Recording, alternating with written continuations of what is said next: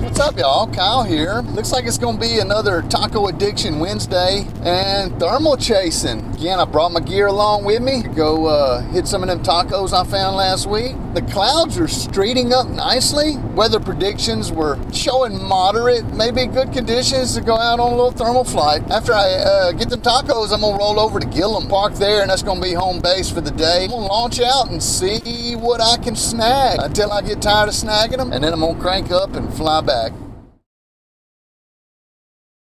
Man, those Al Pastor tacos got me in a stupor. Oh, they're so good. I recommend ever come to Shreveport Bossier to hit this Taqueria La Michoacana. It's the bomb. So the wind's honking pretty good. It's still a bit early. It's 11 after 11. I've seen the clouds are streeting really good. I do see some lift. I'm probably gonna give it around 12. I'm gonna drive out to Gillem, get out from under the Class C airspace, and do some high wind thermal flying again today. Seems like the right thing to do.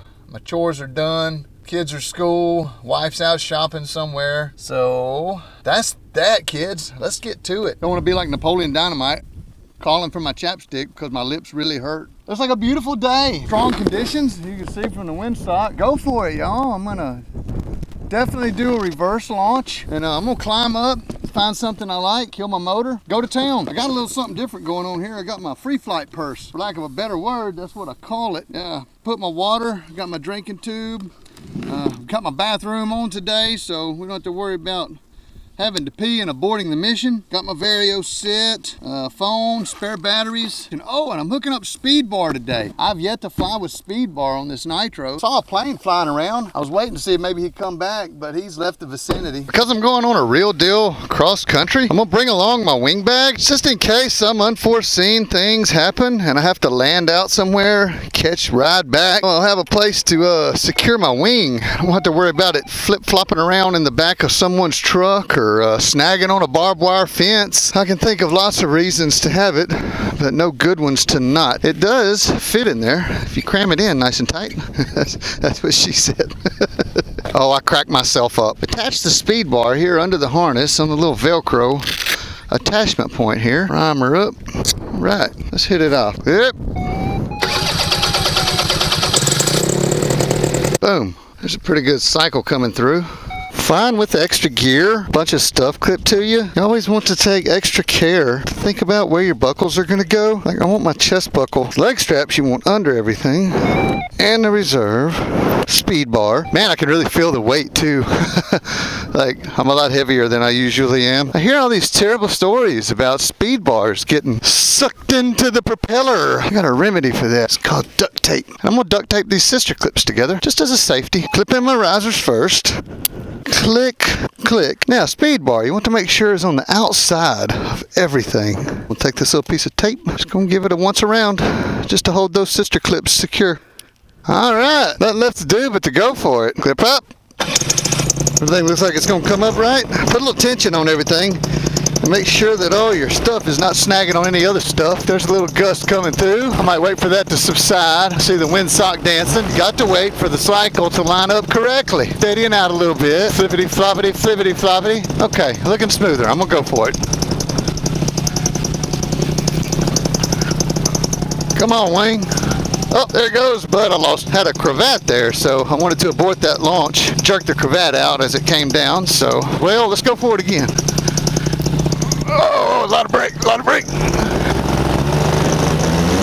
Power, power, power, power, power. Whoa, there's a thermal. Got rock and rolled there. I felt it jerk me up. I think it just spat me out. All right, I've killed the motor.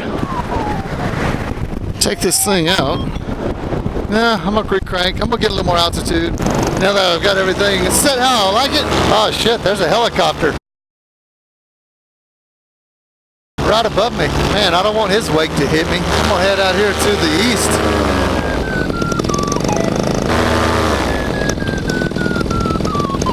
That was a ripper.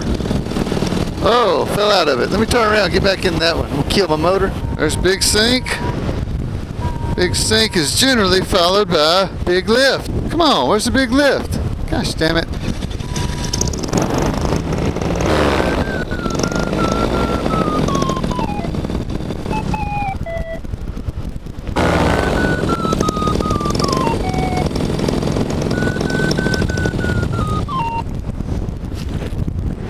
Freaking Sink City.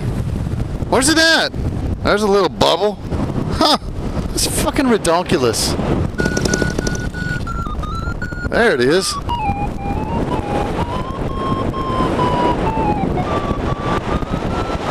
See a dust devil kicking off there in the distance.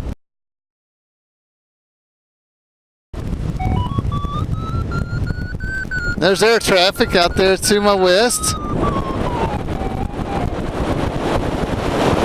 Oh, fell out of it. Back around. Hey, this is Kyle sitting here at the editing table. Thought I would just come at you with a few of the flight statistics off the Vario here. Looks like the total flight time was 2 hours and 12 minutes. Topped out at 3,179 feet. Max Vario was 933 feet per minute. Minimum was 738. I believe those are like averaged over a few seconds. There were some peaks that were bigger than those, I know. That was the skinny of it. The total distance out, free flying, was 11.5 miles. I'm gonna let trims out. So I'm gonna let the video take back over. Here you go.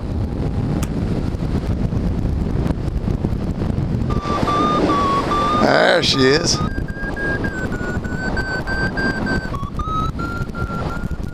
That was a ripper.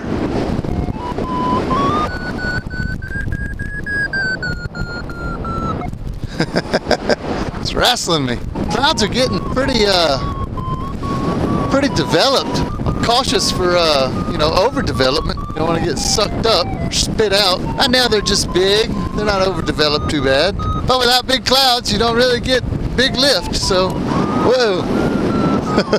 Oh, it tried to take a collapse on me just then. I snagged it though.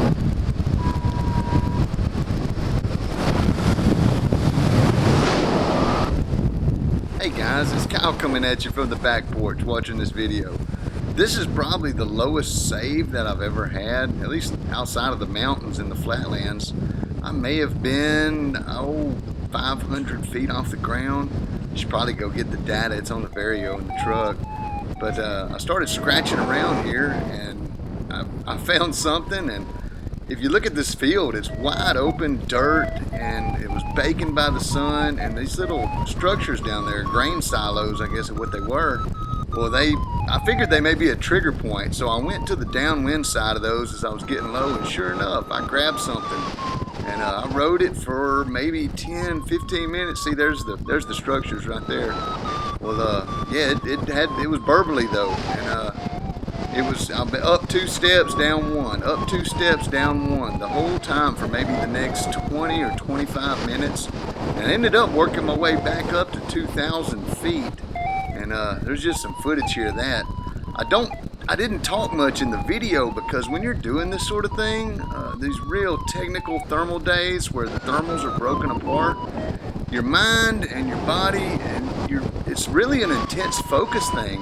You're highly focused on riding the thermals, and it's not just something easy that you can do while you're doing something else. There's birds. It's a highly focused activity, and you got to constantly be putting in on it.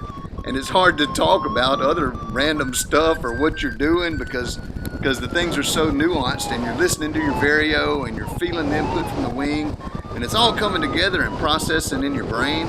And it's hard for me to come up with anything to say while I'm doing. See the turbulence there? I'm just working it. I'm just working it, and I don't really say much through this whole last part of the video here. So this is probably the top of the flight right here. Well, the last part of the flight. I didn't really find any good lift. If you see the clouds ahead of me there, they're real broken and just shredded to pieces, kind of. I sort of ran out of my street there, and you can look at the shadow on the ground and see where there's just not much to it. So I'm feeling around right here, shifting right, shifting left. It was just nothing but sink. I didn't really have any choice but to come pick a spot. So I picked this little grassy field here, and I cranked the motor before I get to it right here so that I've got it warmed up in case I need to hit on it pretty hard if a gust comes through and tries to throw me down. I wanted the motor warmed up and ready for power. So here I am landing, and I'll get back to the video here.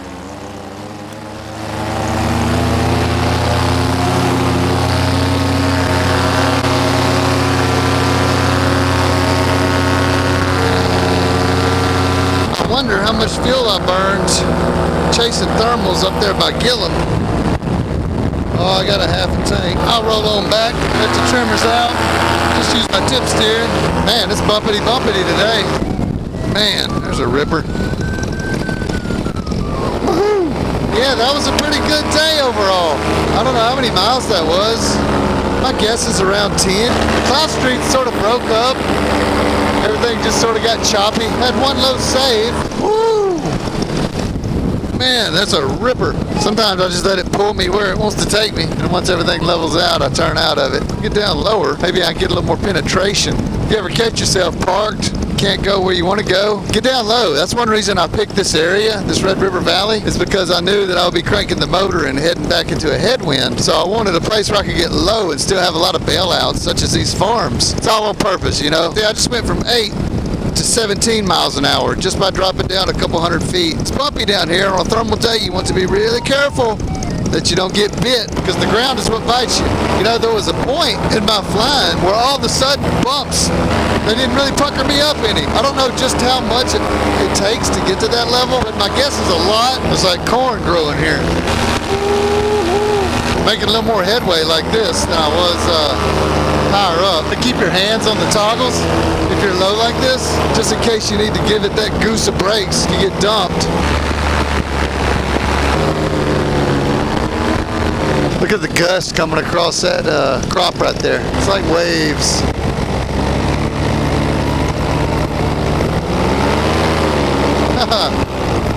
That's pretty cool. What is this, wheat? Beautiful. Oh, got dumped there, had to hammer it. Slow going, but it's better than walking. Hey, there's the Red River Bridge over there. I'm getting back. That's Highway 2 out there in front of me, where those vehicles are. Ride 'em, cowboy! So I'm probably halfway back to where I started. Oh, there's another one. Going up again. That's 400 up at idle. Okay, now I'm going back down. There's 1,100 down. Can y'all see the wind blowing across the grass? Probably ain't showing up real good on the video. I don't know. It's honking though. The buoyancy to shear ratio was off. The thermals were real broken. I couldn't hardly find any uniformity until I got above about 2 grand. Too low and too bumpy, Trent. I'm just trying to get back to the truck before I run out of gas. Oh yeah. I got plenty of gas. Yeah, let me get out low again. Not really penetrating until I'm like 5 feet off the ground. Whoa. I think I just took a collapse maybe. Everything got limp there for just a half a second or so. Probably just my imagination. Straighten this ship up here for a second. All right. We're just north of the Thunder Road Speedway over here at the racetrack. I can see the bleachers from here. Well, I'm definitely going to have my exercise in by the end of the day. I've been working out on this thing for about 2 hours now. Whoa, yeah. I like this kind of exercise though. You don't even break a sweat because you're always in the wind. Woo-hoo! That's called turbulence, y'all. Yeah, aiming a gun at me. It's either a gun or a camera. Oh, maybe it's a camera. I took an attack pilot position and got with the sun behind me so that he would have to look into the sun in case he was going to shoot me. That's a tactic that A-10 pilots use when they do strafing runs. I'll give him a low pass. What's up? Hey, look, a dust devil's breaking off right there. Check it out. I think I'm getting sucked toward it. Here, let me get away from that thing. I heard they're bad. No dust devils for Kyle today. Dang, I thought it was going to be an easy ride back. Oh, I just lost a tip. That's Thunder Road Speedway right over here. What a dang day. Woo! Bumpity bump bump. Bumpity bump bump bump. Hey, there's Thunder Road.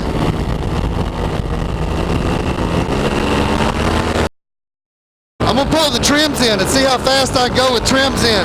All right, y'all, I'm going to do a landing live on Facebook. If I can ever make it over there. Don't see any airplanes or helicopters. Yeah, look how slow I'm going with trims in. Looks like here comes the sun. That should make things nice and bumpy. I need to be ready to disable my wing as soon as I touch down. You don't want to loiter around in these gusty conditions. All right, let me crawl out of my harness here.